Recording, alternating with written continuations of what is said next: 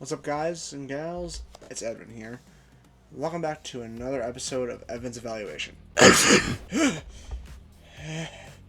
How was that? Hello? Okay. Today we are talking about the movie Venom, released in 2018. Venom is about the journalist Eddie Brock encountering a black symbiote after entering a secretive area of the Life Foundation. Venom was directed by Ruben Fleischer. I hope I pronounced that right. Ruben Fleischer went on to direct the Uncharted movie. Unsure if that's a good or a bad thing, but either way, let's get into the bare symbiote bones of this movie. To start off, though, I'll be summarizing a bit of the start of the movie. If you want to just get into the reviewing part, skip to the timestamp that I have in the description below. Either way, we start off with a normal feeling drama-esque movie. Eddie uses his soon-to-be wife's email to get the scoop on the Life Foundation and everything they've done bad. Using his soon-to-be wife, he got fired and he got single. 6 months pass, Eddie lives alone and is a washed-up drunk, feeling like his whole life is ruined. During this time, the Life Foundation got their alien symbiotes to their base of operation, as it was left at a crash site at the start of the movie. After meeting a colleague of the Life Foundation owner, Eddie was tipped off to knowing that he was right about the Life Foundation. He breaks into the lab and tries to save someone he is acquaintances with. Yet this fails, and the symbiote that was in her is transferred to him. And so begins what everyone paid to see, Venom. Get to the review. Am I the only one that can... Never mind. Let's get to the evaluation. Starting with the acting. And in this movie, it's pretty freaking good. Most of the actors are very well played and casted. Only one person in this movie feels robotic in the way they talk or act in some scenes. I'll get to that later. Now! No, later. The look for its time is up next. Of course, this movie looks amazing. It was made in 2018 for Sony Pictures, so the special effects / CGI is the standard good-looking stuff that it should be. Moving on to the creativity, in this movie it is decent. It is all based around the Marvel Comics, obviously, yet they try to make Venom into an anti-hero, when he's usually the villain. This still worked out for the better. Due to this, though, making Eddie Brock an actual character other than just a villain that is Venom. The storytelling is up next, which is done perfectly in my opinion. Even though the 2-hour runtime can be a bit of a slog, the story makes up for it. The first 30 minutes are all just leading up to Eddie becoming one with Venom. Yet, after the story continues to ramp up and up and up until it reaches its climax, then it sets up for a sequel. Which, before you ask, no, I haven't watched. Watch it. Stop it! Moving on to the characters, which there are a good handful of in this movie. The main characters are Eddie Brock, or Venom, and Carlton Drake, Roland Trace, and Dan Lewis. Most of these characters are portrayed very well. They match their role perfectly and keep the plot moving as much as they can, while continuing to make it interesting.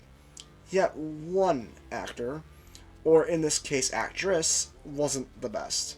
Michelle Williams, who played Anne, didn't really play this role as well as she could have. I don't mean to diss her, but in this movie, she was just robotic to me. Sometimes just not having normal responses to anything going on. There are some parts of the movie where she has normal and good interactions, but there are parts of the movie where she either acts a bit stilted or off. Either way, there's one more character I didn't mention. Her name is Dora, and she is a scientist at the Life Foundation. Out of all these characters, my favorite has to obviously be Eddie Brock or Venom. They are played excellently by Tom Hardy. Eddie was and is kinda a douche most of the movie, yet his sarcasm shines through along with his interactions with Venom. It just makes the movie 10 times better. Speaking of making the movie better, we have the music, which doesn't make the movie automatically better, but can change how you feel in the scenes. The music was well picked for this movie, and their credits theme is a certified amazing song. If you aren't a fan of rap, then don't worry about listening to it. Yet if you love rap, or at least like it a bit, you'll love the credits theme, which was also the advertising theme for parts of this movie. The song is called Venom by Eminem. Check it out if you want to enjoy the rap. I got a song filled with shit for the strong-willed. When the world gives you a raw deal, sets you off till you scream, piss off, scream. When it talks to you like you don't belong, or tells you you're in the wrong field. When something's in your mitochondria, is latched on to you like knock knock, the devil and benevolent as I've ever been. Head is spinning, this medicine screaming, let us in, and lit like a salad bowl. At your Allen Poe veteran, should have been dead a long time ago. Liquid Tylenol, gelatins, think my skeleton's melting. Wicked, I get all high when I think I smell the scent of elephant manure. Before we enter the evaluations of this movie, I want to go over a couple more things. For one, the age demographic, which is 13 plus. I agree with this rating, but it could have been lower if there wasn't so much death. In the entirety of the movie, there were roughly 62 deaths. Are you kidding me? That's a lot of delicious bodies. But yeah, 62 deaths. Thank you, Bedouin Productions, with a star for your kill count on Venom. As I didn't go over the entire movie again for the third time, so you saved me the headache. I also want to just go over the lowest review from the big companies, so I am going to quickly mention that this movie got a 30% from Rotten Tomatoes. Does that change how I feel? Guess you have to wait and see. It's time again, viewers. You've made it to the end of the video. You know what that means. We get bodies to eat. I'm going to choose to ignore that. It's time for the evaluation. Out of these 5 cars, this movie is recommended. Now, I don't need to explain myself too much more. This movie is great to watch. Mostly amazingly acted characters, decent music, amazing visuals, great story, and perfect action scenes make this movie a must-watch for really anyone. Yet, I will still share this. The recommended age group for this movie, in my opinion, is 10 and up.